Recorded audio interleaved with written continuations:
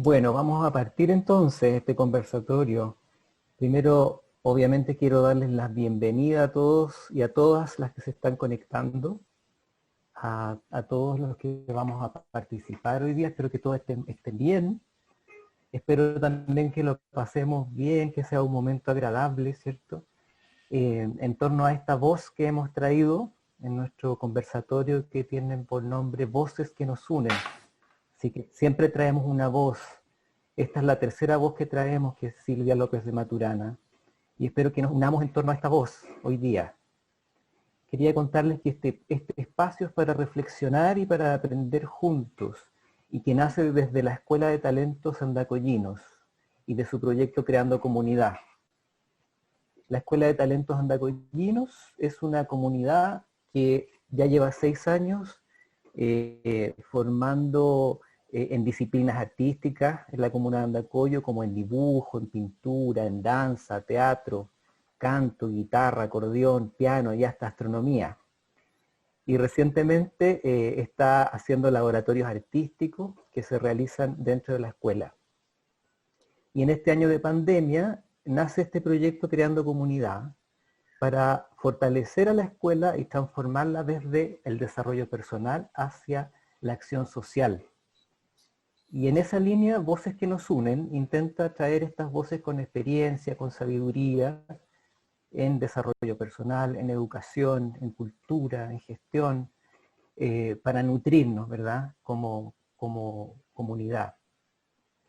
Y hoy empezamos este tercer conversatorio con la destacada Silvia López de Maturana. Trataré de hacer una breve semblanza de ella, aunque es bien difícil por su extenso currículum. Ella es una educadora de párvulo, pedagoga, educadora diferencial, es formadora de profesores y también tiene formación en psicología comunitaria. Es investigadora, es escritora. La trayectoria de Silvia tiene puesto su foco en la educación y en las infancias. Lo que sucede con ellas en la formación de los educadores capaces de ver esto que sucede, estos procesos de crecimiento y evolución. Silvia también nos transmite una sensibilidad frente a la infancia muy, muy grande, desde la propia esencia de las infancias y también en cuanto a la importancia que tienen las niñas y los niños saludables para construir sociedades sanas.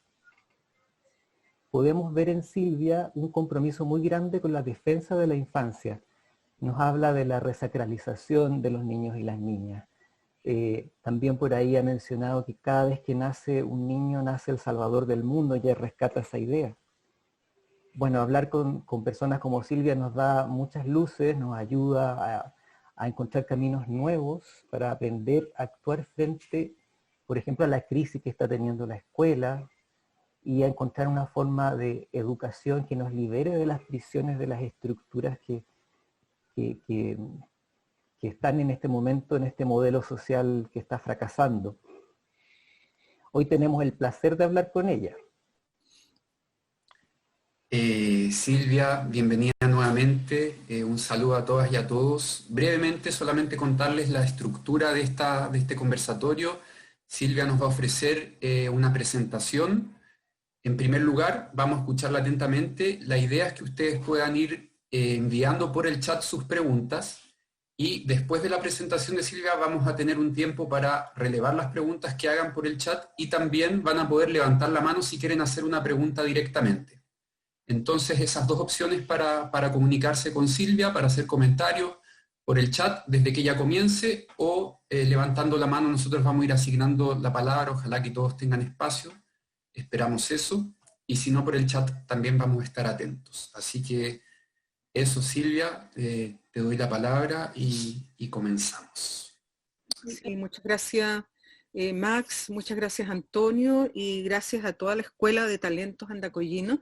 Gracias por la invitación. De verdad es, bueno, un desafío bastante grande. Yo le decía a Antonio y a Max que no es tan sencillo llegar y conversar acerca de la influencia de la comunidad, de lo que está pasando con niños y niñas, entonces hay que ir recuperando experiencias, retroalimentando otras temáticas, viendo cómo unas se van entrelazando con las otras. Recién cuando veíamos que Elizabeth había entrado, ¿verdad? Que es una compañera pero leal, que está en todas las charlas, está ahí en primera fila, y quizás ha escuchado tantas veces, ¿no? Mencionar los mismos tópicos, pero cada vez, según vamos conversando, se van encontrando situaciones distintas a través de las cuales podemos ir estableciendo relaciones, que yo creo que ese es el aprendizaje, ¿no? El aprendizaje no es solamente decir, esto yo ya lo vi, lo conozco y lo aprendí. O sea, el aprendizaje viene tantas veces, yo puedo de un mismo contexto o concepto establecer nuevas relaciones. Entonces, a mí me parece que esta invitación para mí ha sido un desafío muy grande porque me ha permitido ir enlazando diversos conceptos que han estado presentes en muchas otras conversaciones que me ha tocado participar durante estos días, que ha sido bastante, y eso soy muy agradecida porque cuando se abren estos tiempos y estos espacios para poder interactuar, yo creo que nos hace muy bien. Pero bueno, para aprovechar el tiempo que tenemos, ¿verdad? Porque creo que son 45 minutos, ¿no, Max? ¿Antonio? ¿Sí? Aproximadamente. Sí, correcto. Vamos entonces a entrar en terreno. Yo quise traer algunos apoyos visuales porque para las personas que son más visuales, ¿no? Y tengan ese apoyo, una referencia detrás. Yo le puse a esta charla, o sea, no se la puse yo, la verdad que eso es lo que me pidieron, pero agregué abajo una frasecita, ¿no? Más allá de la escuela, pensando la educación desde la comunidad. Un tema muy sensible para mí, muy relevante, porque por muchos años trabajé en esta temática comunitaria con mis estudiantes en la Universidad de La Serena. Y ahora trabajarla en relación a los niños y a las niñas me parece una enorme posibilidad. Y yo le agregué, se necesita un pueblo entero para educar a las infancias. Y ustedes sabrán, y yo creo que todas y todos quienes están presentes ahora habrán escuchado, habrán leído y habrán utilizado alguna vez estos cuentos y proverbios africanos que hablan de toda la aldea para educar a un niño o una niña.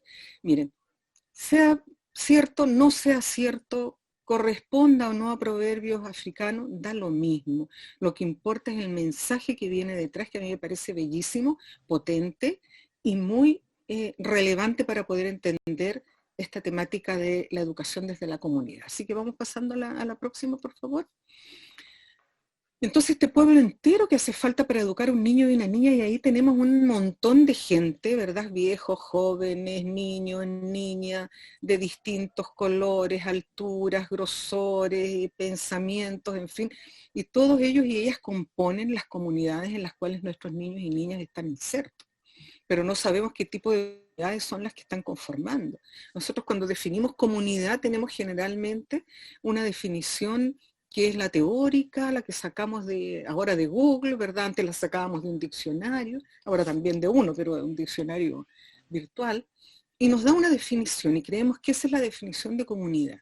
Pero las comunidades son muy diversas, muy distintas, y con características también que hacen que las personas que provengan de allí también tengan unas características ad hoc a esas comunidades. Pero sí hay algo cierto en lo que pudiésemos decir definición de comunidad, es que es un espacio y tiempo desde donde se van a gestar todas aquellas actitudes, conductas y maneras de ver el mundo de acuerdo a cómo yo las vi en esos tiempos y espacios en los cuales fui creciendo.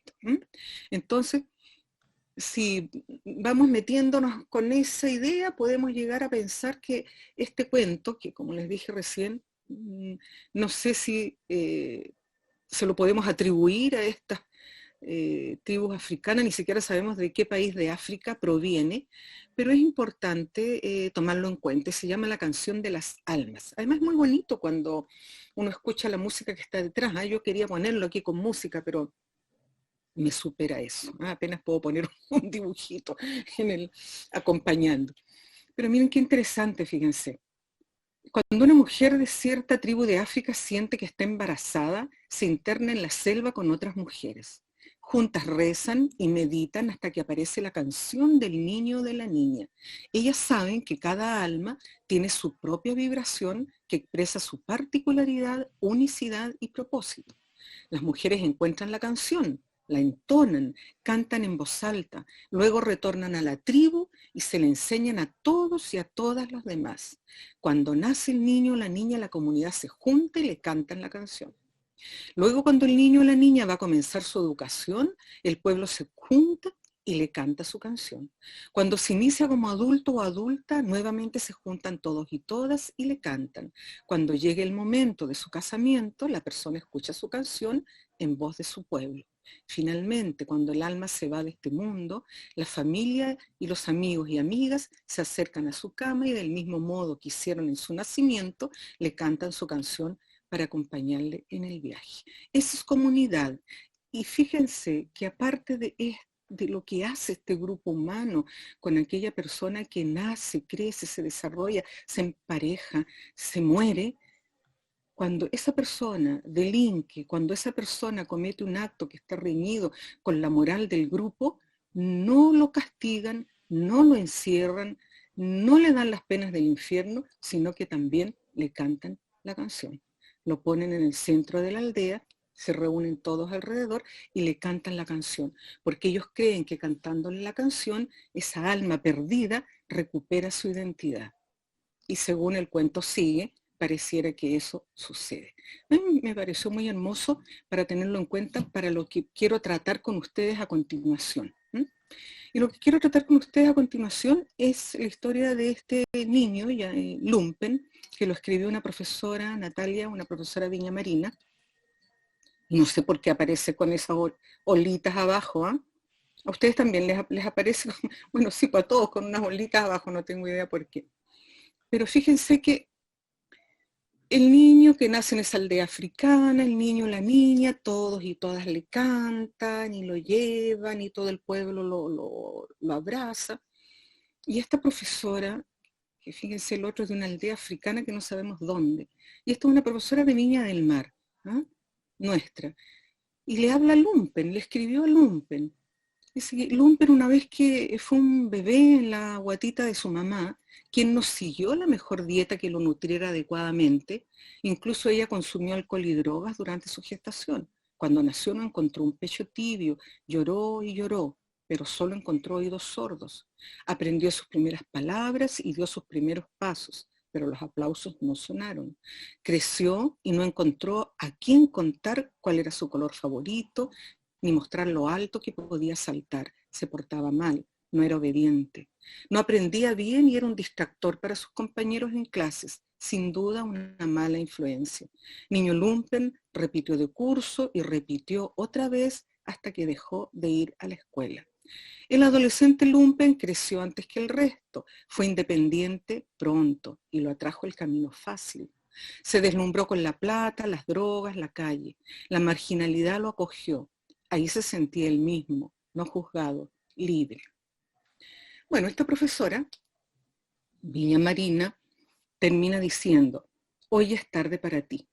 Yo, atemporal e imaginariamente, quisiera mecerte en mis brazos, desvelarme noches enteras cuidando tus sueños, mostrarte libros graciosos, explicarte por qué la luna cambia de formas, escuchar paciente tu llanto y consolarte con un beso.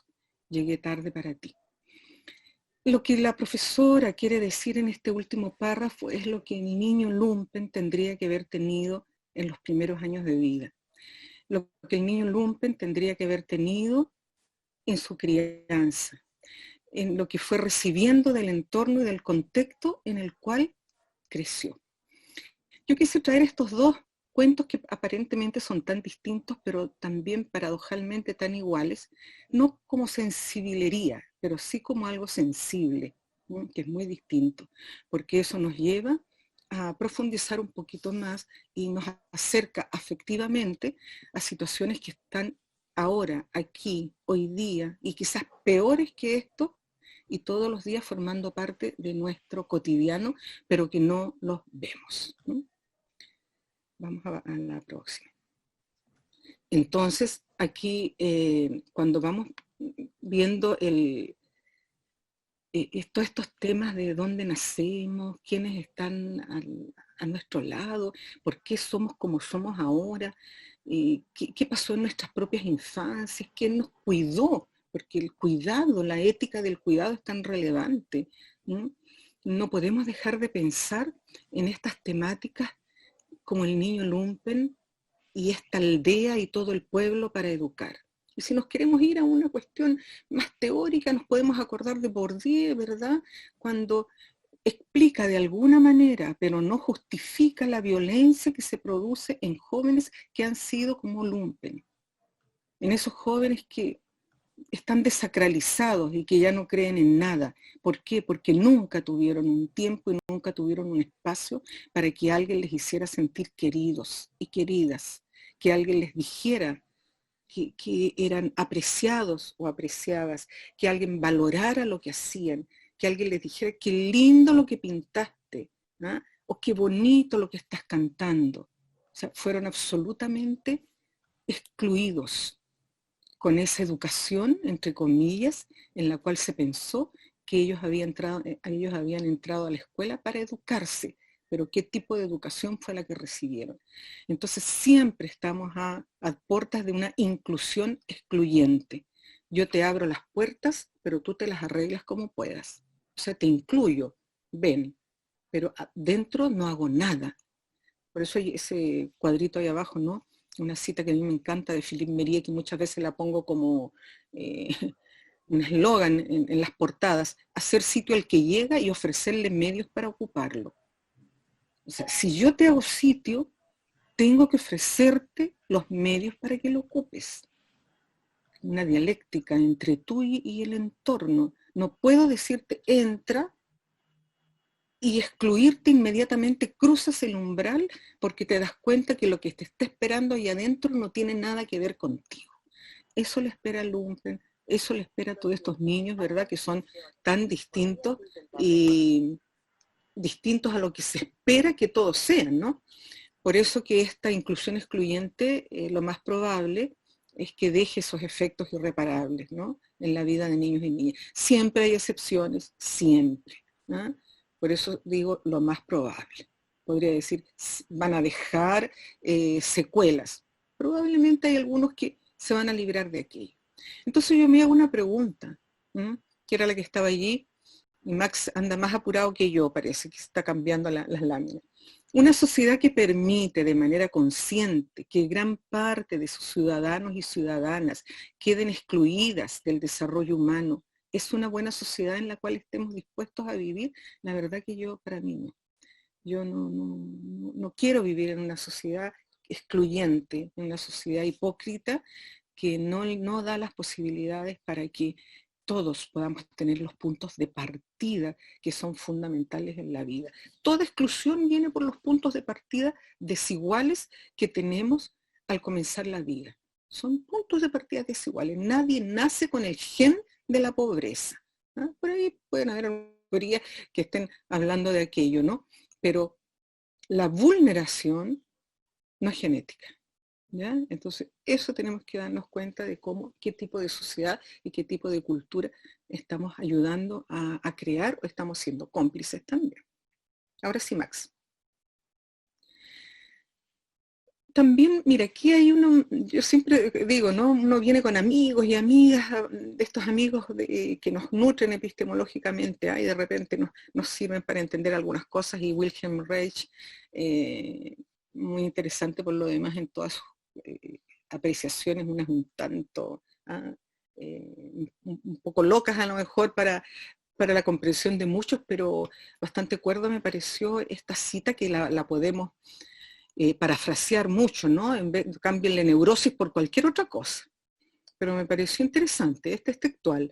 La prevención de la neurosis en el mundo solo será posible cuando aprendamos a cuidar de quien todavía está sano, de quien aún no fue dañado, nuestros niños y niñas. Entonces tiene que ver con todo lo que hemos estado hablando.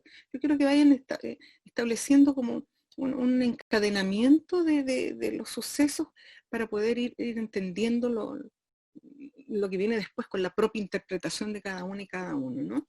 Entonces la prevención de la neurosis, la prevención de qué, de la violencia, la prevención de la desescolarización, o la escolarización, la prevención del abandono, es importante. Y eso tiene que ver con la resacralización. Las natalidades, que es un tema que a mis queridos amigos Antonio y a Max le gusta mucho, ¿verdad? Tiene que ver con esto, ¿no? Porque quien aún no ha sido dañado probablemente está en la primera natalidad. Esos son conceptos arendianos. Tenemos tantas natalidades como tantos asombros podamos tener en la vida. Vamos a tener tantas natalidades de acuerdo a cuántas infancias vayan apareciendo en la vida. Esos niños y niñas interiores van a ir apareciendo en algún momento cuando me emociono genuinamente, cuando me asombro genuinamente. Entonces eso tiene que ver con si he sido dañada, si no he sido dañada, cómo estoy mirando el mundo. Entonces, ¿qué educación estamos pensando y para qué infancias? Hace tiempo que yo le puse plural a la infancia, y he estado hablando de las infancias, porque las infancias son distintas. Si no, la infancia, podríamos correr el riesgo de teorizarlo mucho y de poner la definición, ¿no? Una definición que no calza con la realidad. Entonces hay infancias rurales, ciudadanas, pobres, ricas, dolientes, violentadas, felices, es decir, muchas. Y muchas maneras de poder criarse también. Aquí no se trata de demonizar a los niñitos que están llenos de juguetes al lado derecho, y tampoco ponerse a lo mejor sensiblero, usar la palabra que utilicé recién, ¿verdad?, con el de la izquierda, porque puede ser más feliz el que está a la izquierda que los otros. Pero la idea es que tenemos que ver cuáles son los puntos de partida de ambos cuando entran a la escuela. Entonces, esas son las disquisiciones que uno tiene que hacer cuando conversa con sus colegas, cuando investiga. Entonces, no tener esa mirada paternalista y pobretona de pobretear a niños y niñas que están en las situaciones de privación cultural, y pensar que los otros, ¿por qué tienen tanto y el otro tiene tan poco? Yo creo que hay que bajar a la profundidad de por dónde pueden ir los análisis, ¿no? Para darnos cuenta de qué educación estamos pensando y cómo podríamos igualar el punto de partida de ellos y de ellas. Y ahí viene todo el tema de los determinantes distales, porque los determinantes distales de cada uno de esos niños que están allí en la fotografía son distintos y los están afectando de manera diferente también. Entonces, yo como determinante proximal, porque entro en la zona de desarrollo próximo de cada uno y cada una de ellas, tengo que empezar a caminar muchísimo en la zona de desarrollo próximo del niño de la izquierda, porque el potencial se le ha alejado muchísimo. Y en el otro quizás lo tiene más cercano a la manifestación real que está dando en un determinado momento. Pero eso va a depender de cómo la escuela está tratando aquello. Porque si la escuela intentara igualar los puntos de partida, esos potenciales no estarían tan separados. El problema es que se van separando mucho más a medida que van pasando los años de la escolarización, y esa niña que está ahí va siendo excluida y muchas veces autoexcluida. El foco de atención va partiendo entonces por el momento en que nace un niño o una niña. Y cuando nace un niño y una niña, como decía Antonio recién, o fuiste tú, Max, ya no recuerdo, nace el salvador del mundo o la salvadora del mundo. Eso quiere decir que todo puede suceder desde el mismo momento que ese niño o esa niña dio su primer llanto o salió al aire. Todo puede suceder a partir de ese segundo. Todo. ¿Y qué es lo que sucede? Bueno, es fácil ver cómo podríamos empezar a analizar esas temáticas al ver a Lumpen, ¿no? Porque también nació con las mismas potencialidades que nace este niño y con las mismas potencialidades con que nace la otra y con las mismas potencialidades que nacen los niños de la aldea africana, porque somos seres humanos. Los seres humanos tenemos genes de humanos, por lo tanto nacemos con aquello, pero eso se le ha llamado epigenética al entorno donde estos genes caen. Y ese entorno es el que le va a dar la posibilidad de desarrollo y decir, vamos a caminar por aquí, o no, tú te vas por esta fila, o anda donde quieras.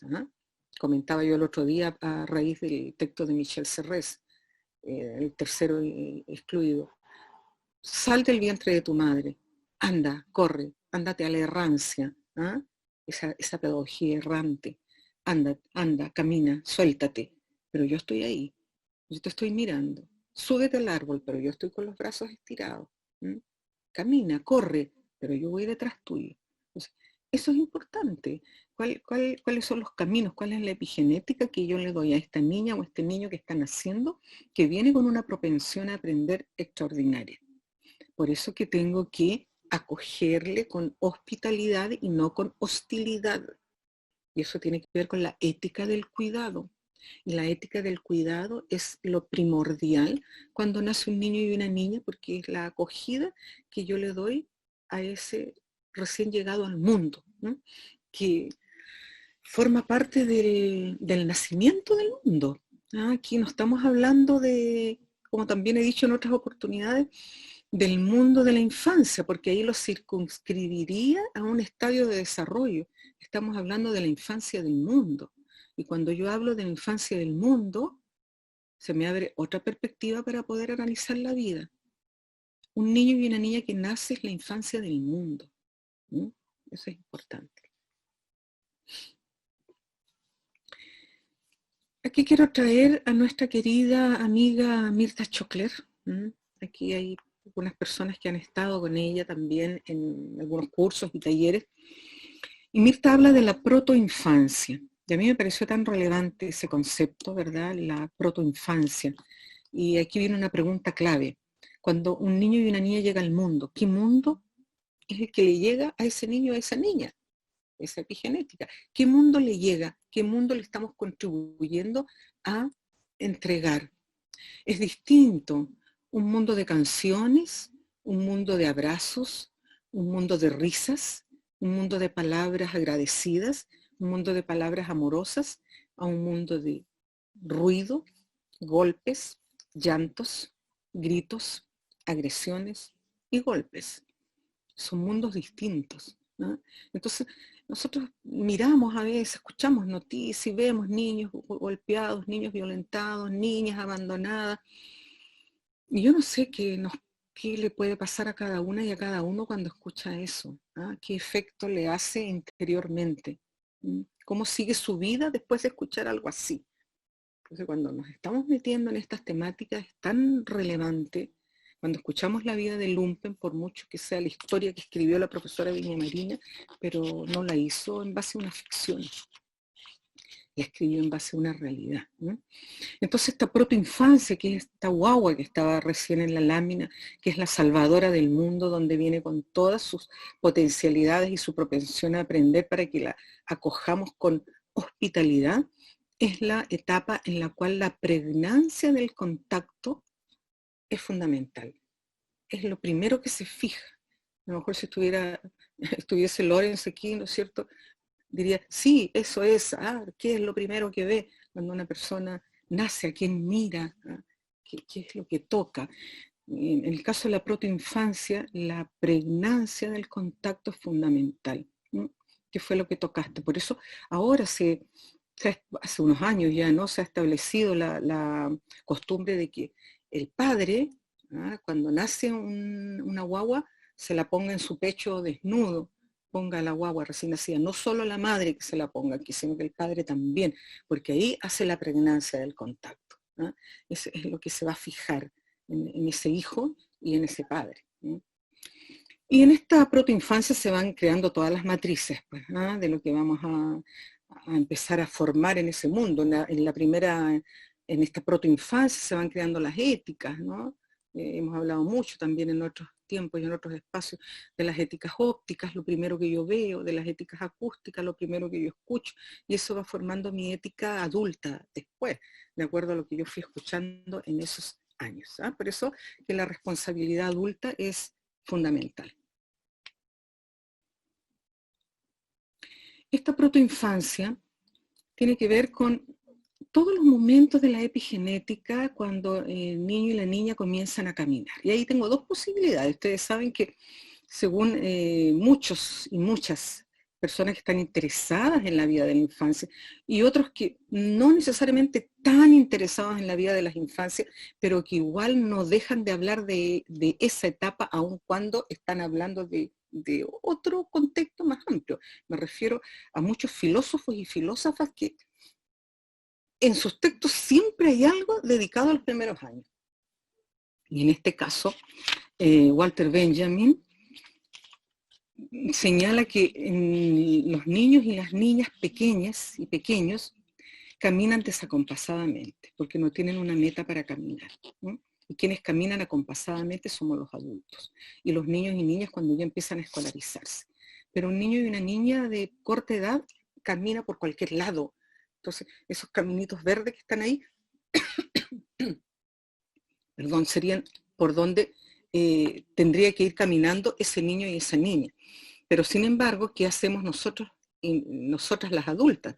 Le trazamos un camino con una flecha unidireccional para que camine solamente por ahí. Y a veces no solo se la trazamos, sino que levantamos barreras para que no se pueda escapar por ahí, siendo que el camino libre que tiene que tener es el otro. Entonces la pregunta es, ¿cómo reflexiono, cómo analizo, cómo actúo cuando veo o yo misma aplico pautas estandarizadas para la caminata de los niños, para las canciones de los niños y las niñas, para los saltos que dan los niños y las niñas? O sea, ¿cómo puedo encasillar en una rúbrica o en una lista de cotejo el paso desacompasado de las infancias, ¿no?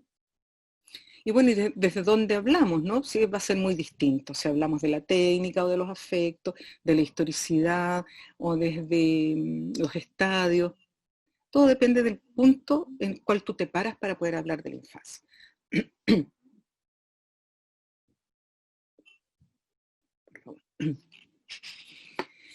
Bien, dentro de esta biografía que va sucediendo, ¿verdad? Que se va creando en la historia de un niño y de una niña, y se va haciendo preadolescente, adolescente, joven, es importante distinguir cuáles son sus talentos. Y los talentos no tienen que ver con intentar buscar una competencia superlativa o hacer que este niño o niña desarrolle algo porque yo lo voy a poner en una escuela de talento para que desarrolle aquello. No, esto tiene que ver con algo natural, con la propensión a aprender. Hay niños y niñas, todos los que tienen hijos e hijas aquí saben, niños que les gusta dibujar, a los otros les gusta bailar, a otros les gusta cantar, a otros les gusta leer, desde pequeñitos a lo mejor ni siquiera, o sea, niños, yo he visto niños y niñas que no hablan, pero les encanta mirar libros, ¿no? Entonces, vamos viendo cuál es el talento que puede tener un niño o una niña para que no quede en potencia, para que no solo quede potencia de, y que cuando usted sea adulto siga con esa potencia. Nunca desarrollé mi potencia, yo tenía una potencia de artista, pero ahí quedó porque no se le dieron las oportunidades. Esto pareciera tan sencillo, ¿eh? Y yo creo que sí lo es. Y a veces nos entrampamos tanto en la escuela, tratando de seguir cifras, estándares, competencias, cuadros, fichas, programas, y descuidamos lo que está allí. El otro día leyendo un artículo de Tonucci, él decía, oye, pero los psicólogos se han preocupado muchísimo, él decía, mis amigas, mis amigos psicólogos se han preocupado muchísimo de los padres, de la familia, mis amigas y amigos pedagogos se han ocupado del profesorado. ¿Y quién se ha preocupado de los niños y de las niñas?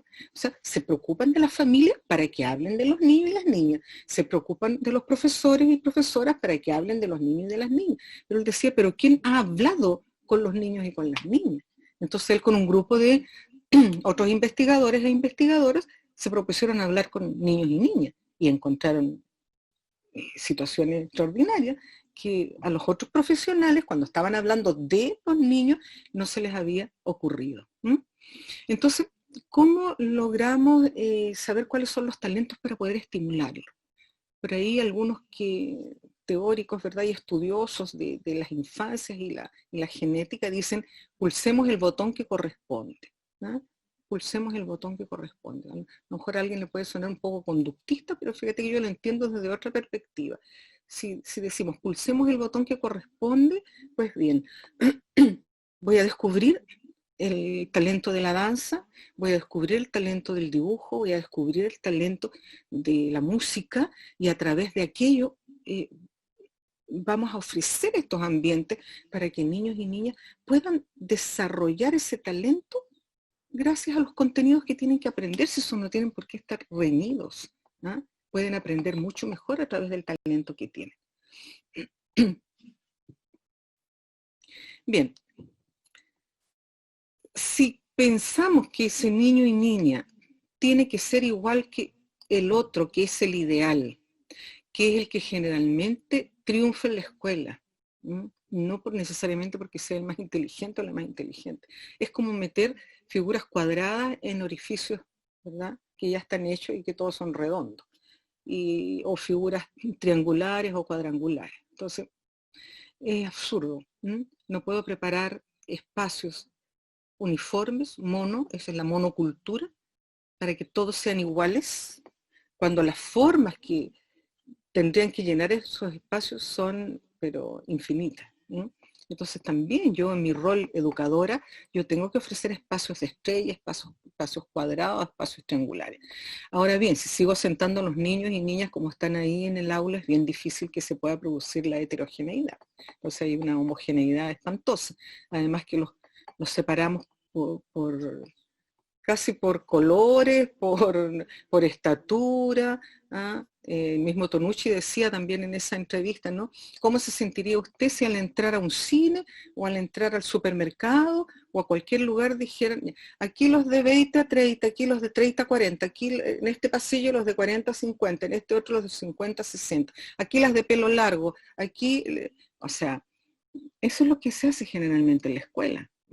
Y eso es lo que tenemos que tratar de romper, abrir fisuras por ahí para poder meter este cambio paradigmático, que se habla tanto y se reforma tanto, pero en el papel, porque si seguimos sentaditos así, la verdad es que bien poco es lo que se va a poder hacer. Y yo quiero que Ana sea Ana y que Ana no sea como Pedro, y que Pedro sea Pedro y Pedro no sea como Ana. O sea, los talentos de cada uno tienen que lograr que surja ese potencial que tiene. Entonces, eso implica que no miremos tanto con lógica adulta, miremos más la lógica infantil, que Gianni Rodari la llamaba la fantástica. Rodari dice, no hablemos tanto de la lógica de los niños y niñas, hablemos de la fantástica. Sería muy, muy interesante tomar ese concepto. ¿Cuál es tu fantástica? Entonces, claro, niños y niñas hablan y crean y no le temen al error, no le temen al invento, no le temen a preguntar, y sus preguntas son genuinas. Entonces, esa niña o ese niño que está allí había leído un libro y le había gustado, pero le deja de gustar cuando le preguntan, describe, ponme el título, dime qué palabras te costaron, o sea, y el libro le había gustado. ¿Qué tal si a partir de su talento cuenta de qué se trata el libro? Báilalo, dánzalo, cántalo, dibújalo. ¿De qué manera? Pero no, esto es lo que tienen que hacer todos. Y niños y niñas tienen un cúmulo de capacidad para atender a diversas provocaciones del contexto llamadas estímulos. Y cuando somos adultos tenemos una sola mirada, porque le pusimos esa caminata, ese que salía antes, ¿verdad? Ese caminito con esa flecha, y te fuiste por ahí para que luego solamente pintes la flor roja. Para que cada vez que dibujes una casa, hagas la casa con techo de triángulo, con una chimenea y el humo que le va saliendo para arriba, la reja y el árbol al lado, porque generalmente todos dibujamos lo mismo, y eso es porque lo hemos aprendido desde los primeros años de vida. Entonces vamos haciendo checklists para medir todo, y curioso, porque podemos pintar las flores más lindas que hay en un jardín, pero terminamos pintando la flor roja con el tallo verde. Carlos Escliar, que también es muy importante tenerlo siempre presente, escucharle, leer lo que plantea, porque está preocupado, como tantas y tantos de nosotros, por está preocupado de las preocupaciones que tendríamos que tener acerca de las infancias, ¿no? Entonces ahí nos dice que las infancias, las voces que tiene son del cuerpo, de los ojos, de los brazos, de las piernas, es decir, son todo movimiento, ¿ah? Por eso que es importante preguntarnos qué aprenderíamos si conociéramos las preguntas y las respuestas de los niños y de las niñas.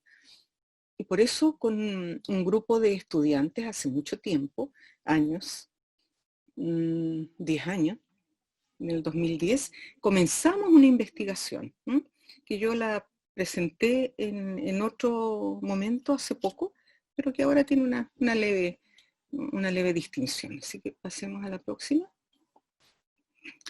Yo les quiero presentar algunos niños y niñas, están con la autorización de sus mamás, que yo les agradezco mucho, porque cada vez que los muestro les pido su autorización, y algunas de ellas muy amables me han dicho, Silvia, ocúpala las veces que quieras, y cuando quieras no me estés preguntando más si los puedo poner o no, porque yo feliz que aparezcan ahí, por todo lo que a mí me han ayudado a entender el mundo de las infancias. Estos son unos pequeños ejemplos, porque Emilio, Juanma y todos los demás dieron muchas respuestas, muchas, a las preguntas de otros niños y niñas. Entonces aquí hay preguntas de niños de 5 años y respuestas de niños entre 3 y 7, pero aquí elegí algunos niños al azar.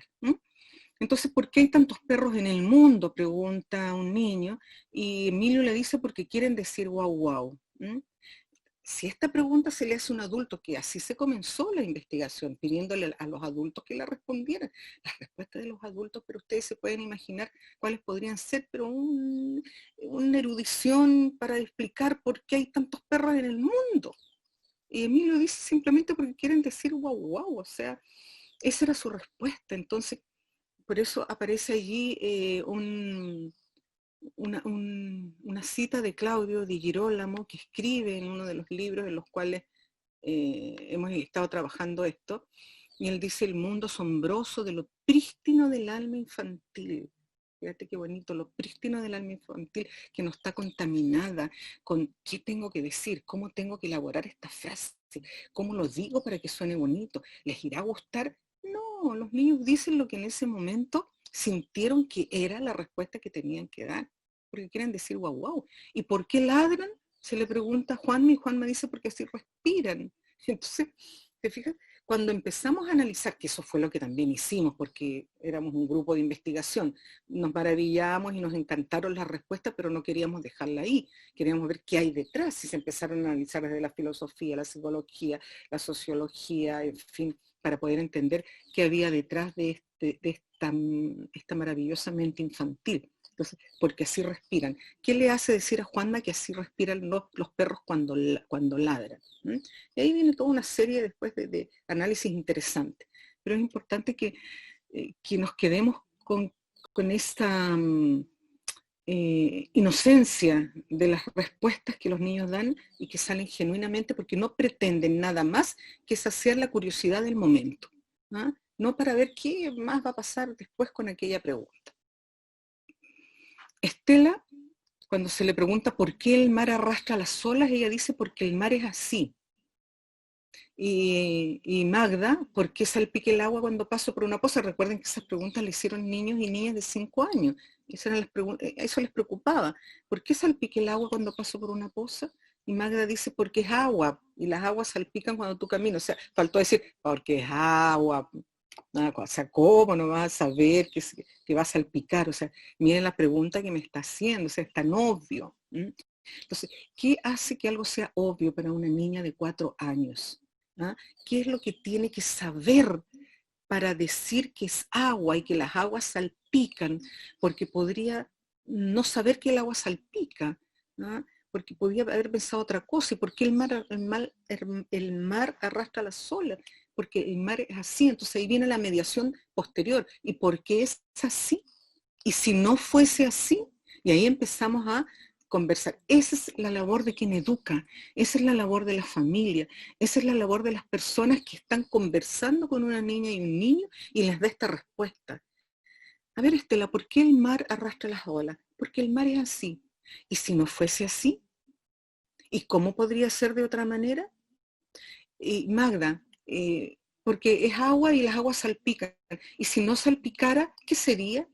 ¿Y cómo salpica? ¿Hasta dónde llega cuando salpica? Ah, muy alto, muy bajo. Vamos metiendo también allí habilidades matemáticas, o a ella que le gusta de la música, el piano. Hagamos una canción para el agua y vamos aprendiendo todo lo que podría ser contenido escolar, lo vamos haciendo educativo a través de esos talentos que eran los que yo les mencionaba recién. Por lo tanto, cuando todo el pueblo educa, que es una metáfora, ¿no es cierto? Todo el pueblo educa. ¿Quién es todo el pueblo? Mi familia, mis abuelos, la tía, el padrino, la mamá, quien viva con ese niño o esa niña en la casa, el papá, la comunidad entera, las profesoras, evidentemente, los profesores. Entonces tenemos que ir mediando. Vamos a la próxima. Cuando a Alonso le preguntan, ¿por qué crecen los árboles, pastos y flores en la naturaleza? Que fue la pregunta de otro niño de 5 años. Y él dice, porque los jardineros plantan semillas para que todo el mundo sea bonito en el planeta Tierra. ¿Ya? Porque Alonso dice eso, que habrá en su familia que hablan de ecología probablemente. ¿Qué noción tiene a la edad que tiene de las semillas? Porque dice que el planeta Tierra va a ser más bonito cuando hay árboles, pastos y flores, y empezamos a mediar, y empezamos a conversar con ellos, y empezamos a... ¿Te fijas? O sea, yo no... para el niño termina allí, él quería saber solo eso, y el otro respondió, parte a jugar, parte corre. Pero ahí viene, nuevamente digo, mi labor educadora, para yo ir sacándole provecho a esto. Estoy un poquito pasada, Antonio y Max, pero que si puedo continuar, queda poco. Sí, adelante, adelante, Silvia. ¿Ya? Pásale, por favor. Bueno, ¿qué saben las niñas y los niños entonces? ¿Qué es lo que saben? Más de lo que parece, mucho más de lo que parece, y lo que importa es que quieren saber, les gusta aprender, ¿ya? Y José Martí, uno de los pensadores también muy querido por mí en cuanto a todas las propuestas y sus escritos, dice, no deje que ningún niño hable de aquello que no toque, que no vea, que no piense, que no sepa decir qué es. Es decir, aproveche, no deje que se extravíe, aproveche toda la potencialidad que tiene, porque la tiene, la tiene. Y no importa si ese niño o esa niña está equivocado en lo que te responde. Yo no quiero la respuesta correcta. A mí me da lo mismo si el cielo lo pintan verde. Me da lo mismo si el pasto lo pintan rojo. Ya lo pintará del color que crea que es el adecuado. Lo que importa es, si está equivocado, que vaya entendiendo por qué. Y si está acertado, que también entienda por qué acertó. Que no se quede con la idea de que solo estuvo bueno porque le pusieron un ticket o una carita sonriente en la mano. O sea, ¿por qué fue que esto salió bien? Dime, ¿qué crees tú? ¿Por qué salió bien? ¿Y por qué crees que te equivocaste? Entonces yo tengo que ir mediando siempre. Bien, los rostros ocultos entonces son los lumpen, los rostros ocultos son todos estos niños que han sido vulnerados, estas niñas que han sido expulsadas, ¿verdad? Con esta inclusión excluyente que desde el primer momento, con solo mirarla, le digo que no pertenece allí, y vamos restringiendo todas las posibilidades que tienen de poder aprender porque la tienen.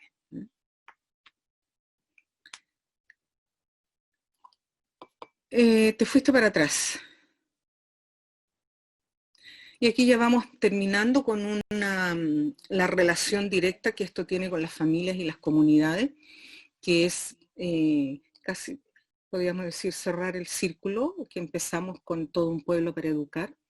Y las familias y las comunidades tienen que ver con esa fuerza educativa que tiene el contexto en el cual van creciendo niñas y niñas, en donde se dan estos procesos socioculturales, en donde la epigenética empieza a formar parte de la biografía que va a tener ese niño y esa niña, porque no da lo mismo por donde vaya caminando. Eso ya lo dejamos claro, ¿verdad?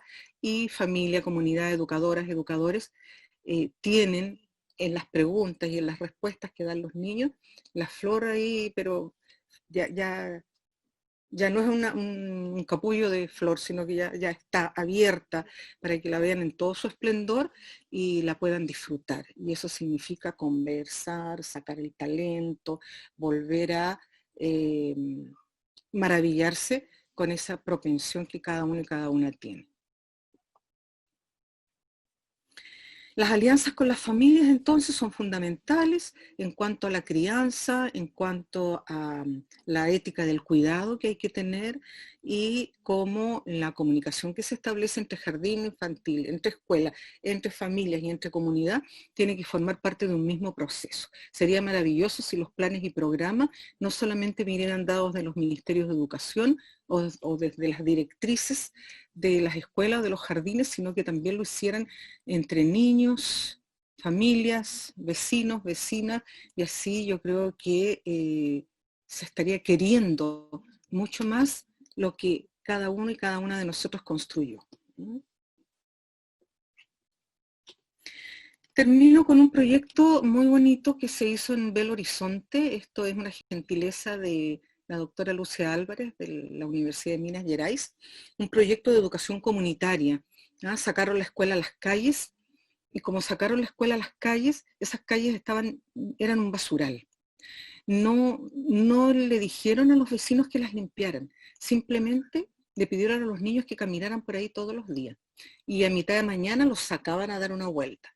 Y los mismos vecinos, cuando fueron viendo que niños, sus nietos, sus nietas, sus hijos iban pasando por allí, comenzaron a pintar las paredes y a sacar la basura. Eso fue extraordinario. Luego sacaron gigantografías de las fotos de los niños y de sus niñas y sus niños y las pegaron en las paredes. Y las pusieron en el barrio. Entonces ya las paredes no estaban pintadas ni rayadas porque estaba mi hermano ahí, pues o sea, yo soy de la banda tal, pero este es mi hermano, así que no me vaya a pintar esa pared, porque ahí estaba su hermano chico. Entonces también cambiaron toda la dinámica y toda la estética de la población. Fue muy, muy interesante. En una ocasión solamente se perdió y se sacaron una foto y después se dieron cuenta que era la abuelita que en la noche había ido a sacar la foto de su nieto y la tenía en la casa. Eso fue anecdótico. Vamos por otro lado. Transformaron sitios, fíjense que este es el mismo sitio. El sitio que está arriba terminó siendo el sitio de abajo, donde las personas pudieron tener un lugar donde descansar. Entonces, estos son trabajos comunitarios que se hicieron con niños, niñas, familias y comunidad. Vamos a la próxima. Bueno, en otras ocasiones yo he dicho nos quedamos con tareas. Aquí yo les dejo una invitación para vivir nuevas natalidades, para que siempre nos vayamos sorprendiendo, no digamos nunca que perdimos la capacidad de asombro, porque ahí eso querría decir que perdimos la posibilidad de nacer de nuevo, que perdimos la posibilidad de que nuestra niña y nuestro niño aparezca en su inocencia y en su ser genuino. Entonces sacralicemos la infancia, nuestra infancia, por eso son las infancias, rescatémoslas de la lógica de la vida adulta, eso de adultizar, crearle cuentos a los niños, crearles películas, inventarles historias, hacer todo para ellos, hagámoslas con ellos, o que ellos las hagan y ellas las hagan también y que surjan desde las infancias. No convirtamos a los niños y a las niñas en cifras, devolvámosles el tiempo de intensidad que es tan precioso. El tiempo ayón no se termina nunca, el tiempo ayón se disfruta, el tiempo ayón es amoroso, de enamoramiento. Pensemos éticamente y pensemos cómo se construyeron esas éticas. El punto de partida, no nos olvidemos, el punto de partida es político. Es una obligación política. Yo tengo que dar el mismo punto de partida a niños y a niñas para que empiecen en igualdad de condiciones, independientemente de dónde vengan.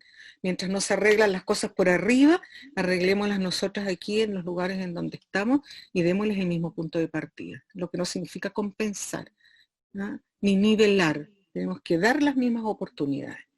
Demos cobijo, involucremos a las familias y a las comunidades. En algún momento por ahí en el foro, ¿no es cierto?, Sao Paulo se dijo otro mundo es posible. Yo creo que sí, otro mundo es posible, solamente hay que mirarlos con otros ojos, evitemos pensar que es banal, ¿ah? No banalicemos el mundo, la banalidad del mal, decía Hannah Arendt. Así que veamos que sí podemos hacer muchísimas cosas. Así que muchas gracias, discúlpenme por haberme pasado, pero no tanto, ¿ah? No, está bien. ¿Mm? Así es que gracias. Gracias a ti, Silvia. Muchísimas gracias, Silvia, por tu presentación. A mí me inspira mucho y me gusta que todo lo que nos traes porque inspira el trabajo que estamos haciendo en Andacollo en la Escuela de Talento. Siento que es un mensaje comunitario muy potente porque nos devuelve la educación como algo cercano, algo que está en la familia desde el primer momento, algo para lo que no hay que formarse profesionalmente, sino que tiene que ver con una conexión, con una comprensión de que lo que el niño o la niña está viviendo en ese momento tiene que ser cuidado y no tenemos que invadirlos con ideas de adultos, sino que tenemos que dar el espacio para que eso crezca. Y eso nos permite huir de estas presiones institucionales, de que mucha gente cree que el aprendizaje solo ocurre en la escuela, entonces, bueno, si no están los niños en la escuela estamos perdiendo el tiempo, y no es así. Y si somos cariñosos con esas niñas y esos niños y les permitimos espacio para que hagan sus preguntas, sus respuestas, inventen juegos, están aprendiendo muchísimo, y eso le devuelve el poder a la comunidad también para entender que su rol en la comunidad, en la educación, como tú lo planteaste, es central. Y esa idea a nosotros nos mueve muy fuertemente, y es genial que tú lo puedas explicar con este nivel de detalle. Así que estamos agradecidísimos, y ahora abrir la palabra para el público. Antonio, tenemos preguntas en el chat. Vamos a dar la pregunta. Los que Pero Max, ir quiero levantando la mano. decirte, perdón, Silvia, sí. quiero decirte que hiciste, pero un recuento, pero extraordinario de cada detalle, no pudiste hacer una síntesis mejor. Así que te la agradezco un montón, me habría encantado, bueno, como está grabado la voy a querer después, porque sí, una Así es, síntesis Max. pero buenísima. Y evidentemente que yo creo que es eso lo que se pretende, ¿no? Que sea la comunidad la que eduque. ¿Ah? Yo no estoy demonizando la escuela, yo defiendo mucho la escuela. Y de hecho creo en los buenos profesores y en las buenas profesoras, pero también me da mucho miedo, por lo mismo que creo que hay buenos profesores y buenas profesoras, me da mucho miedo quienes no lo son, y que nuestros niños y niñas estén al amparo de ellos, ¿no? Y de ellas. Entonces, claro que la familia puede educar, la comunidad puede educar, y ahí hace falta entonces que las y los educadores empecemos a trabajar en esos espacios familiares y comunitarios, no para decir cómo lo tienen que hacer, sino para ir recordando lo que tú estabas también sintetizando recién, ¿no es cierto? Trabajemos las preguntas, trabajemos las respuestas de los niños, trabajemos con la propensión a aprender que tienen, y démonos cuenta de que a partir de allí podemos ir sacando, pero un montón de posibilidades de aprendizaje, porque aprenden en cada momento. Fíjate, en la cocina, si la tarea es que cada día hagan, por ejemplo, me ayuden, hoy día vas a hacer un caldito, ya dime, ¿qué le vas a echar al caldo? ¿Cuánto tiempo de cocción tiene? ¿Cuánto, le vas a echar? Ah, es que no hay nada más que unos pocos fideos, ¿de acuerdo? ¿Cuántos puñados? ¿Qué significa un puñado de fideo? ¿Cuánto pesa? O sea, cántale ahora a esto, o escribe una poesía sobre esto, o dibuja el plato. Puedo aprender todo a raíz de lo simple, o sea, todo lo que tengo a mi alrededor. Ya. Ayude, ponga los cubiertos, si es que tengo, porque también me tengo que poner todas las posibilidades, ¿no es cierto? Ya. Pon al lado izquierdo el tenedor, al lado derecho el cuchillo, ya estoy con la lateralidad, pon arriba, ahora saca de abajo, tráeme 3 naranjas, pon esta, o sea, todo eso es aprendizaje. Lo que pasa es que la escolarización nos ha hecho creer que el único lugar donde se aprende es en la escuela. Por eso todos están asustados de que los niños no están aprendiendo nada. Por favor, los niños están aprendiendo muchas más cosas que antes. Muchas más cosas que antes. A desarrollar la autonomía. Están aprendiendo a darse cuenta que existen incluso muchos y muchas dándose cuenta que están pasando más tiempo con la familia, y otros tantos y tantas, por supuesto, sufriendo también las penas del infierno en los espacios en los cuales tienen que vivir hacinados. O sea, hay que ver, por eso digo que no basta con una definición de infancia, sino que son muchas las definiciones, y nos tenemos que hacer cargo de aquello, de todo, de cada uno, cada una. Sí, Max, iba a decir algo, Antonio. Sí, a mí me gustaría leerte algunos Ujú. comentarios que han hecho en el chat, que más que preguntas son comentarios, sentires. Por ejemplo, Elizabeth dice, me duele el alma no poder parar la vulneración a un niño o una niña, ¿no? Luego Marieta dice, evaluar y categorizar a los niños y niñas, al fin y al cabo es evaluar y categorizar las miserias de nosotros y nosotras los adultos, nuestras propias vulnerabilidades. Mm. Es fuerte eso, ¿eh? Pero tiene razón, Sí, fuerte, pero fíjate, evaluar nuestras miserias, o sea, uff, ahí yo le diría a la colega que escriba sobre eso. Yo creo que, fíjense que escribir lo que uno siente, lo que uno piensa, yo creo que también es una responsabilidad ética de quienes educamos, ¿ah? Porque también, yo no sé, claro, hablo por mi experiencia, pero creo que compartimos con muchas personas esto. Uno no escribe por su ego, uno escribe porque se debe a la comunidad, para compartir, para que lo que uno cree que pueda serle útil a otra persona, entregarlo. ¿M? Por eso que habemos muchas personas que escribimos como divulgación pedagógica, no nos interesa la erudición, ¿ah? Para que no lo lean solamente 4 o 5 expertos y no le llegue a nadie más. La idea es que llegue a las comunidades, que llegue a la mayoría de las personas.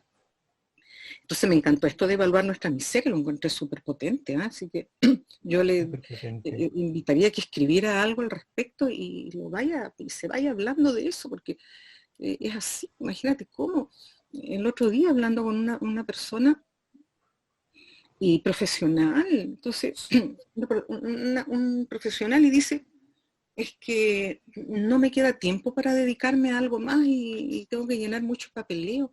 Entonces yo le decía, pero es que me estás diciendo que porque tienes que llenar mucho papeleo, no te puedes hacer cargo del problema que está teniendo ese niño. Es que no, así, las cosas son así. Entonces yo no puedo decir las cosas son así. Esa es nuestra miseria humana a lo mejor. ¿Mm? Fíjate, Mm. es como una invisibilización, un desconocimiento tan grande que hay de la responsabilidad y el compromiso que tenemos. Por eso la ética del cuidado tiene que ver con aquello. O sea, cómo yo te estoy cuidando, cómo estoy acogiendo, qué hospitalidad te estoy dando, o te estoy dando una hostilidad cuando te recibo, ¿no? La inclusión excluyente, te incluyo y te excluyo al mismo tiempo. Entonces, eh, complejo, perverso, fíjense, si ustedes me permiten, si es que lo encuentro, ¿eh? Porque lo tenía por acá y no lo puse en la... Pero también ustedes lo deben haber leído alguna vez.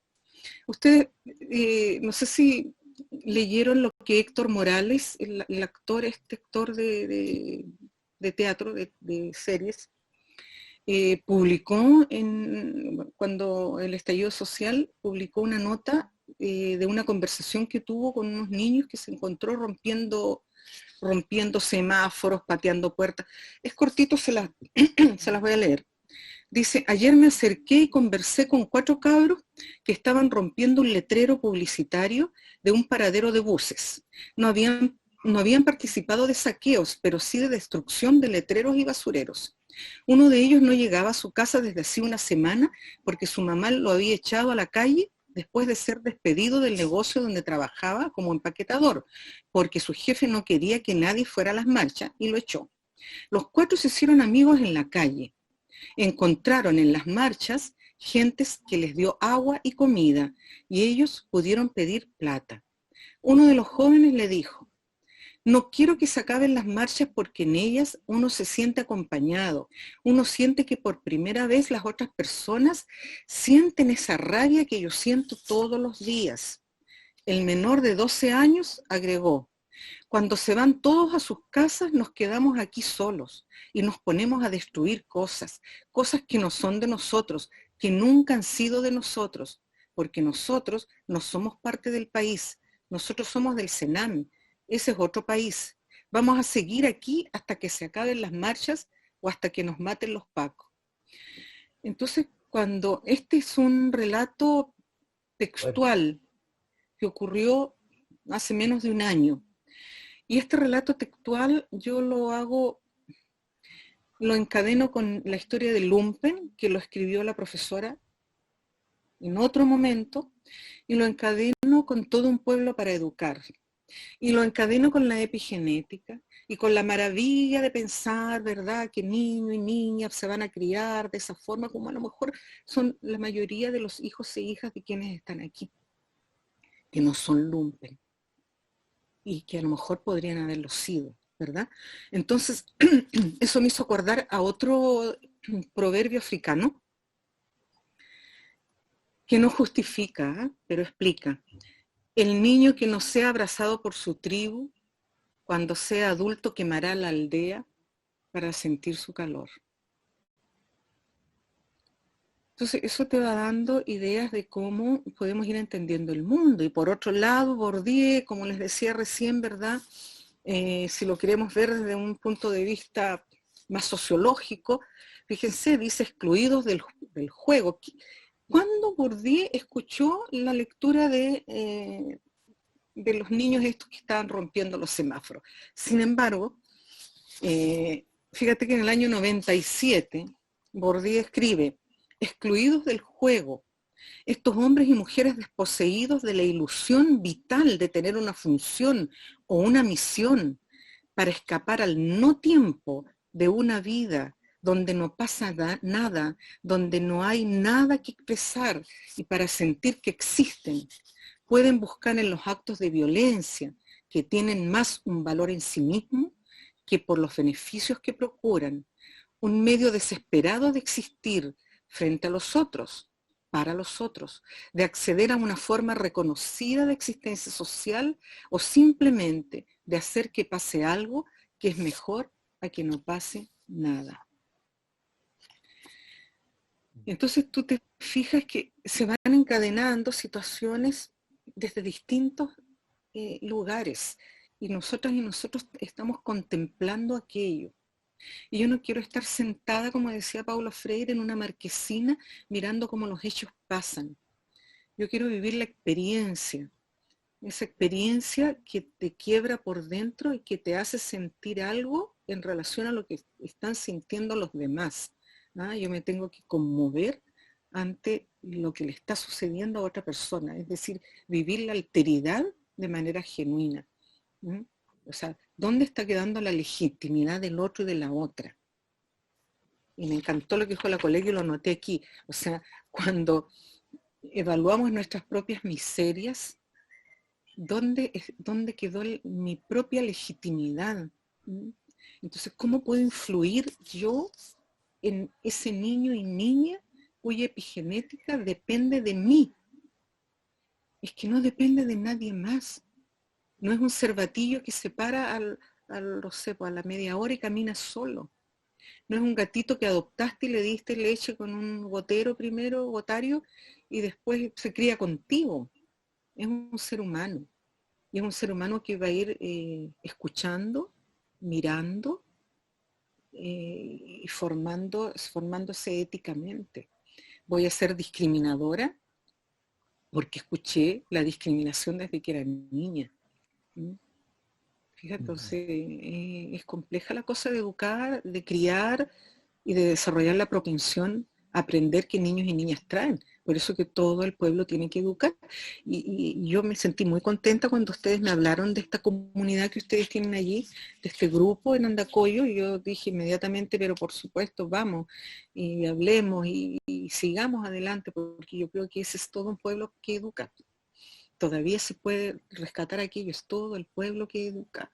Y eso no hay que perderlo. Y cuando decimos todo el pueblo que educa es que están involucrados en activar esa potencialidad que niños y niños tienen, ¿no? Y no son palabras que por favor queden anotadas allí, poéticas, no, tiene que ver con otro tipo de poética, pero estamos hablando de la realidad que día a día está sucediendo. No queremos más lumpen, no queremos más niños de 12 años que lo único que quieren es salir a destrozar porque nunca han encontrado un lugar de apego. Así es. Silvia, Silvia, y adelante, Antonio. sí, nos gustaría abrir la palabra justamente a las personas para que puedan preguntarte. Si hay alguien que quiere levantar la mano.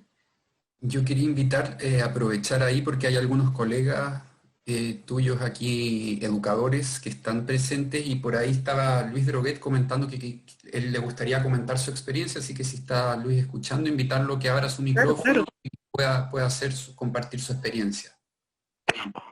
Hola, sí, aquí estoy. ¿Me escuchan Hola bien? Luis, te escuchamos. Hola, Sí. Luis. Hola, primero quiero agradecer la invitación de estar participando de este conversatorio. Yo soy de Rancagua y trabajo en Junji hace como 1 año y medio y trabajo en un programa que se llama MDS, son Jardines CESI. Y me hacía bastante sentido todo lo que escuchaba de parte de aquí de la expositora, porque los jardines donde trabajo yo, lo que principalmente nosotros vinculamos para generar las experiencias de aprendizaje, parte netamente desde los niños, desde el interés que tienen ellos. Entonces, ese es como el gran desafío que tenemos nosotros a la hora de empatizar y de buscar como experiencias de aprendizaje, porque nacen desde sus propios intereses y desde la manera en cómo ellos quieran aprenderlo. Por ejemplo, voy a poner un caso. Los niños quieren aprender como no sé, de los pájaros. Pero nosotros tenemos que buscar una gran variedad de acciones para poder hacerlo, porque no todos van a querer aprenderlo desde la misma forma. Algunos la van a tomar, no sé, desde la danza, otros desde la pintura, desde la expresión. Entonces ese es el gran desafío que nosotros tenemos y me hace mucho sentido con todo lo que usted está exponiendo. Eso quisiera comentarles yo. Excelente, Luis, excelente, Gracias. felicitaciones. O sea, eso es lo que se espera, ¿te fijas? Eso es lo que ojalá en la mayoría de los jardines, bueno, también las escuelas, pero los jardines que es donde está, bueno, Freber lo dijo, ¿no? Está la semilla, se está sembrando allí.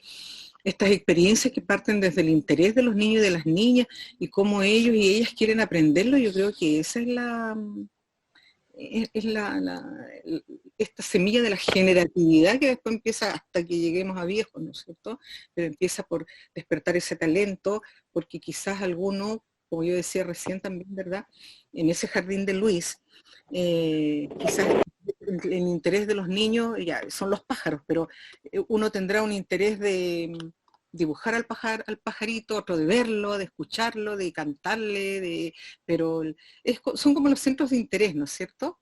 Los centros de interés, pero van a estar dados desde distintos.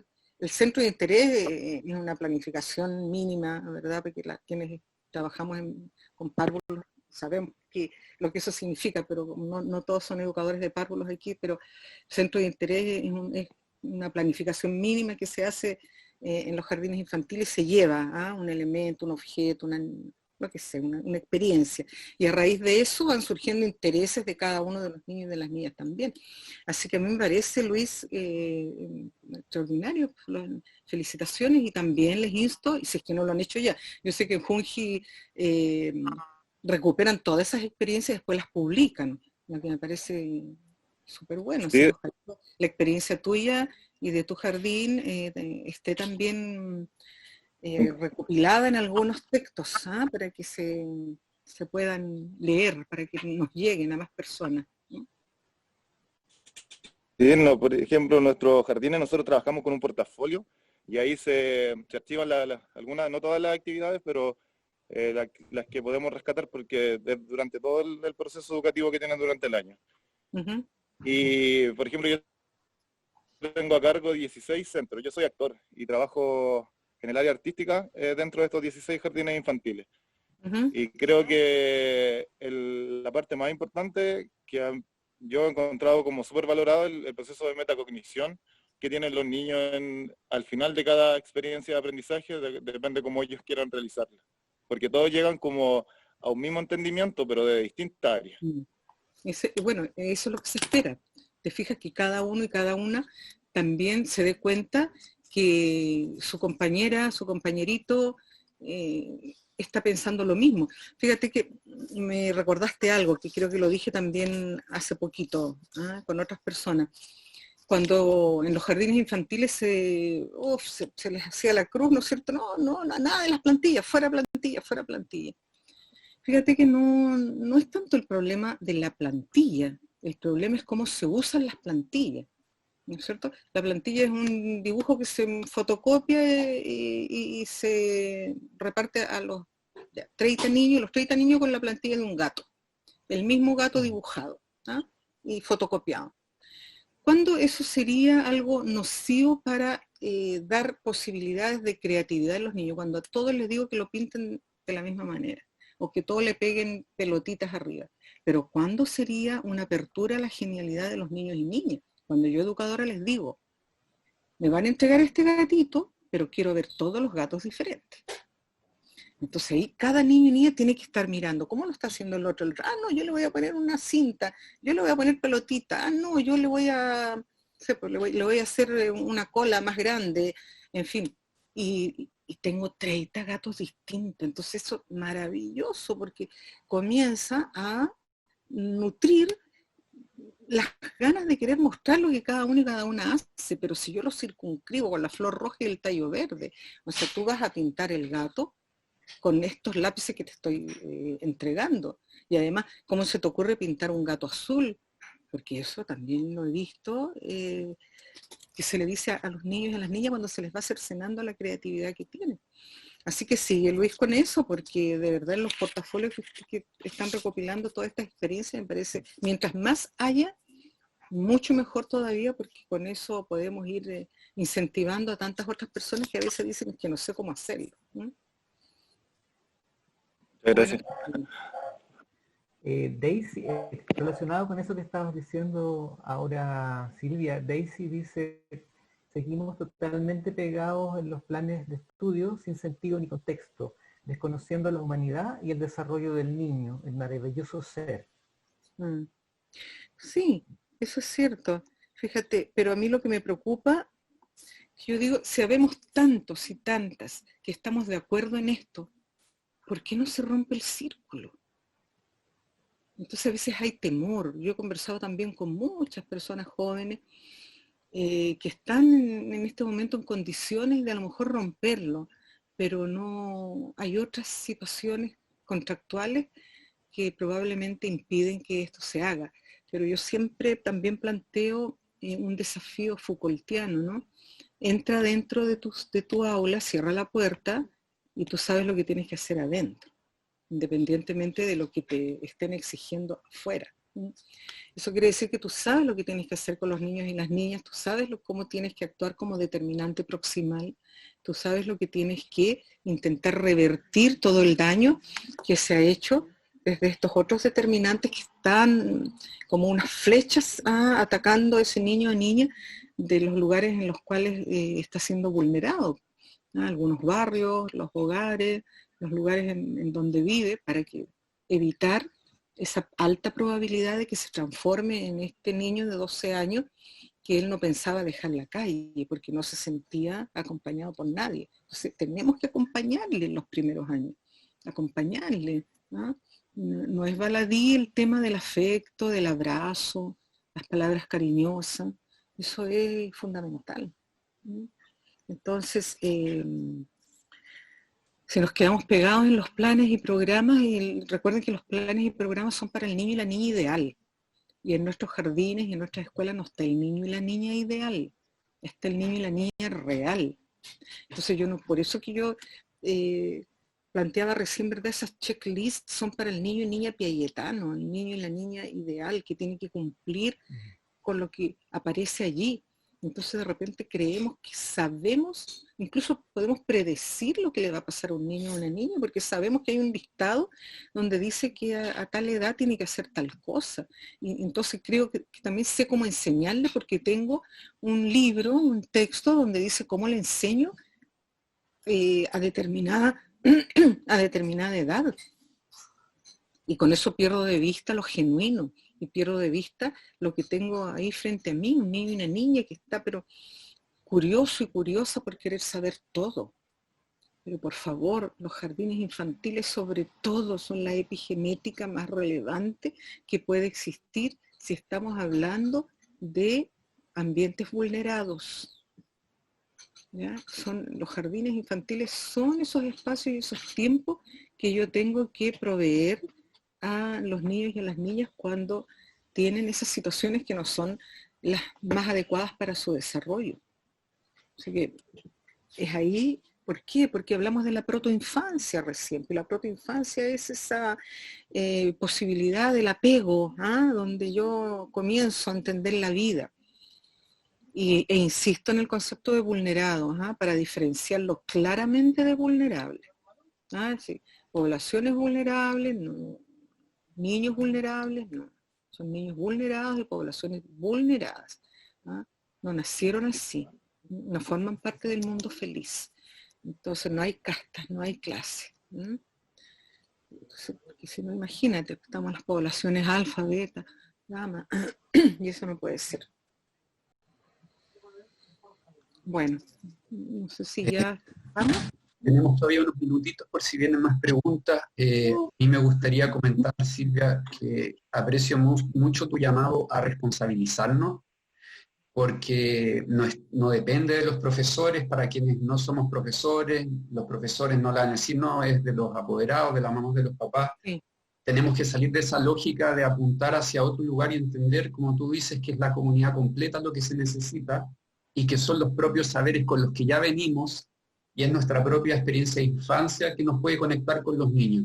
Y dejar de pensar que nos faltan herramientas, lo que nos falta es simplemente conectarnos con ese niño que está ahí. Como un llamado más general, ¿no es cierto? Para salir, para poder tener el coraje de involucrarse y relacionarse con la educación. Sí, total. O sea, es que eso es, Max, yo creo que no tenemos que temer al contacto con niños y niñas, no tiene que ver con que yo tenga más o menos estudios, tiene que ver con dar esas posibilidades de comunicación y de afecto. Entonces las herramientas las tengo. Las herramientas no son las herramientas teóricas, quienes nos hemos dedicado al estudio de la investigación es otra cosa, pero eso no me hace diferente en el cuidado de un niño o de una niña, de alguien que no tiene a lo mejor los estudios suficientes o cree que no los tiene, porque tiene otro tipo de estudio, el estudio que le ha dado la lectura del mundo, esos estudios de la vida que son tan relevantes, ese saber qué hacer con un niño y una niña en determinado momento.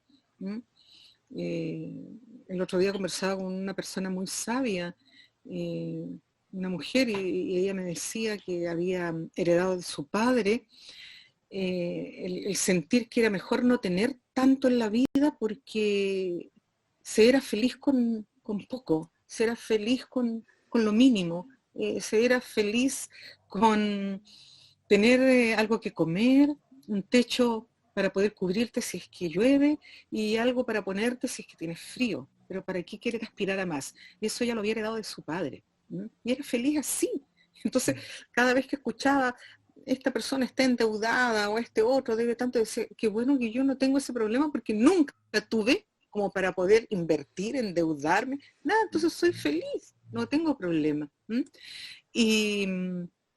Y eso, rescatar nuestra propia infancia, como tú decías, Max, para responsabilizarnos, eso me gusta muchísimo, porque las infancias nuestras, recordemos que según, bueno, también son teorías, y uno adscribe a las teorías, y si no te gusta, adscribirás a otras. No son leyes las teorías, así que nadie puede decir que esa es la que hay que seguir. Pero según todas estas teorías de la renovación de las infancias, nos dicen que cada uno y cada una tiene que rescatar esos momentos de creación. Y cuando yo rescato los momentos de creación es cuando mi infancia está apareciendo de nuevo. Y ahí soy libre, y ahí soy legítimamente afectiva con alguien, soy legítimamente amorosa con esa otra persona.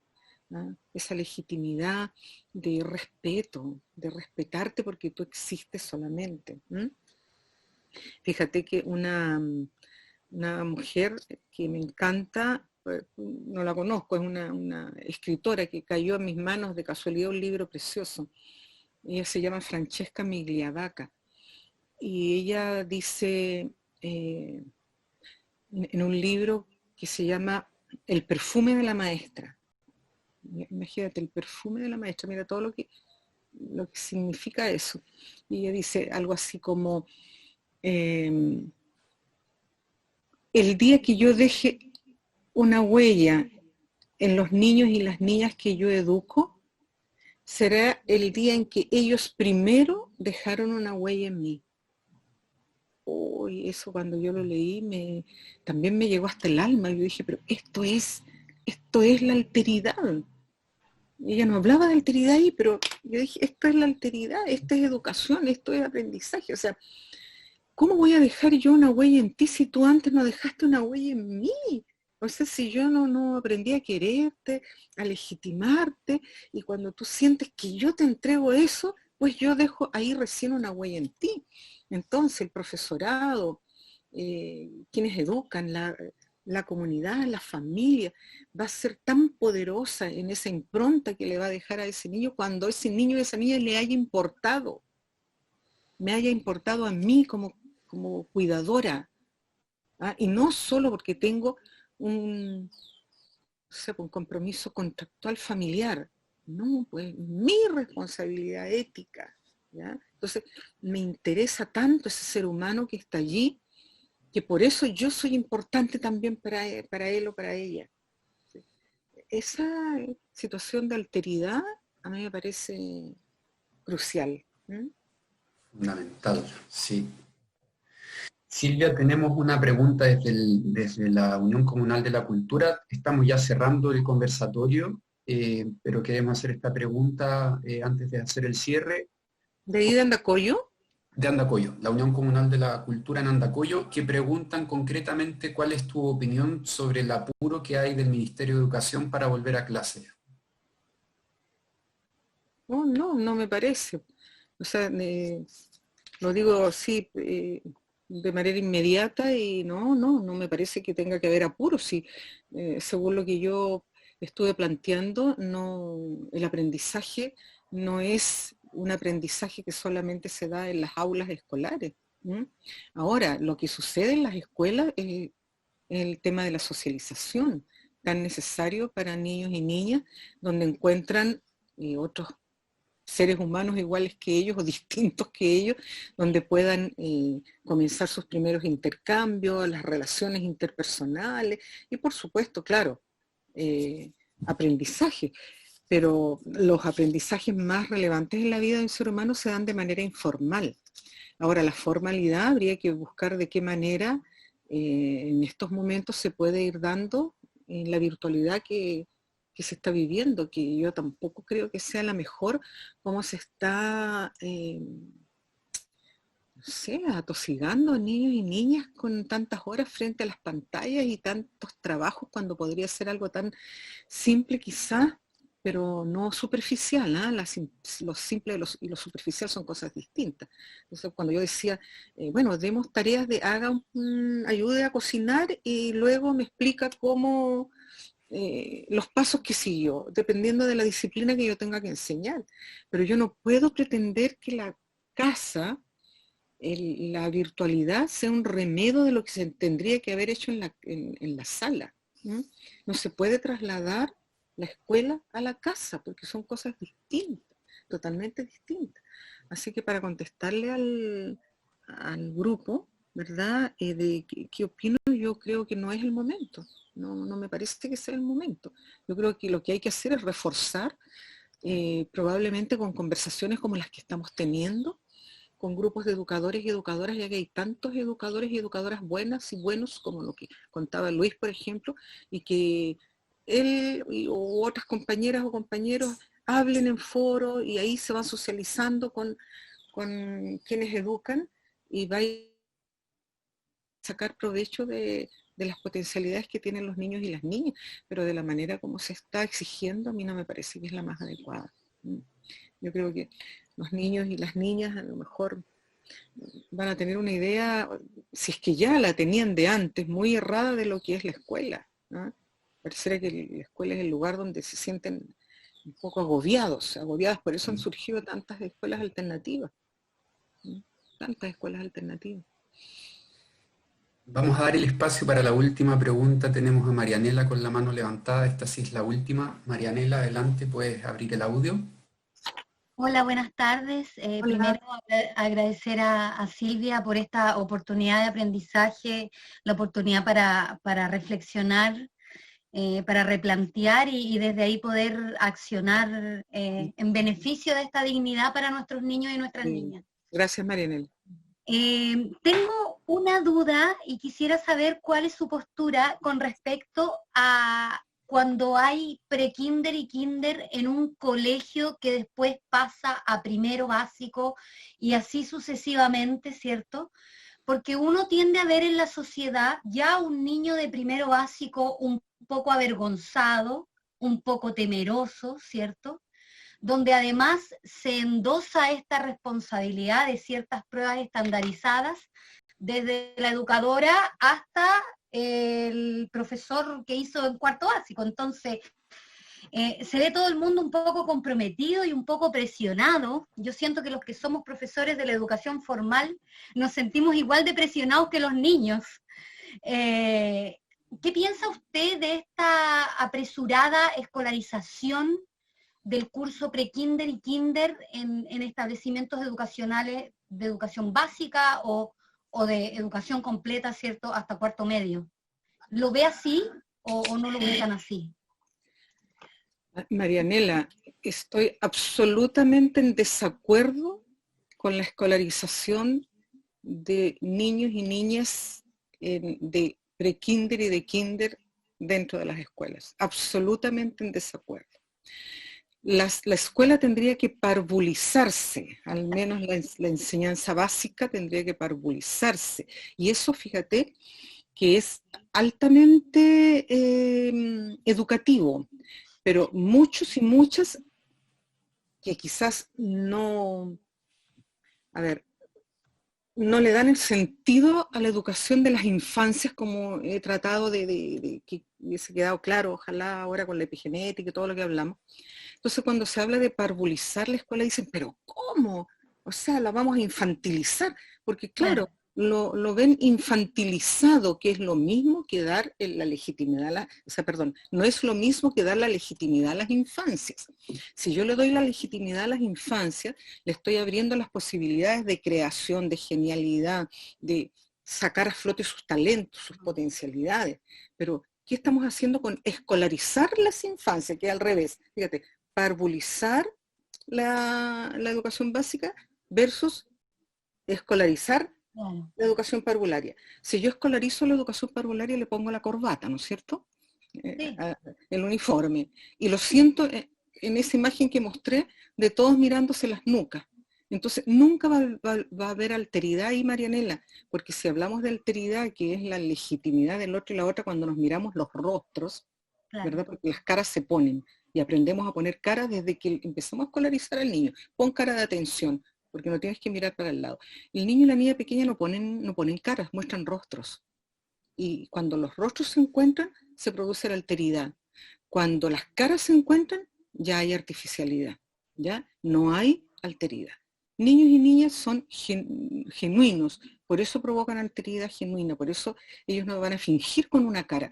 ¿Cuándo empiezan a poner cara? Cuando ya les mataste la inocencia. ¿No? Y ese es el peligro, uno de los tantos peligros de la escolaridad.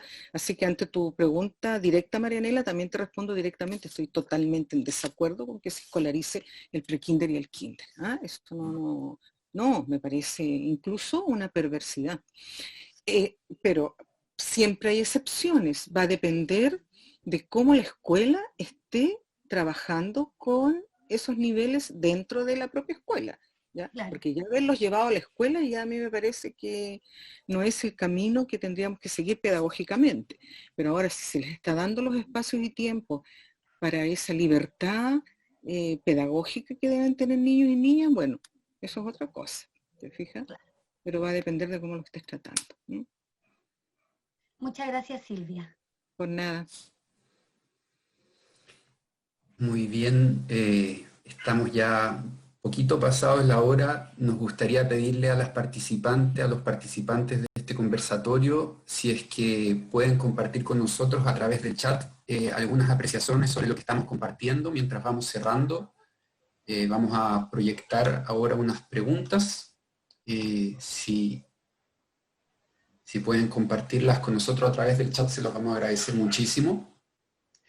Y Silvia, agradecerte nuevamente. Siempre es un gusto, es un aprendizaje escucharte, compartir ideas contigo. Y además de eso, siempre uno sale con más energía, con más claridad, con más coraje. Creo que eso es lo que transmite y te agradecemos que hayas estado hoy día compartiendo eso con nosotros. Como dije al comienzo, soy yo la agradecida de estos espacios, me encantó y se los dije a ustedes también antes, ¿verdad? Más en privado, que cuando me conversaron de qué se trataba este grupo, inmediatamente me pareció que era también una responsabilidad ética colaborar, estar allí y me encantaría seguir haciéndolo, porque creo que es, como lo dije también recién, forman parte de este pueblo que educa. Y cuando digo pueblo no es porque sea un pueblo el lugar, sino que es esta mención que se hace a un grupo de gente que está preocupada porque sus niños y sus niñas tengan esos espacios y esos tiempos para desarrollarse de la manera en que queremos que eso suceda, si es que queremos también que haya una transformación del mundo en el que estamos viviendo. A lo mejor no lo vamos a cambiar hoy día, ni mañana, ni en 10, ni en 100 años más, pero nuestros entornos más pequeños sí que pueden cambiar, ¿no? Entonces, eso yo creo que es lo más relevante. Así que muchos cariños a toda la gente de Andacollo, ¿no? Es muy especial para mí ese lugar. Así que por eso estoy muy contenta. Muchas gracias, Silvia.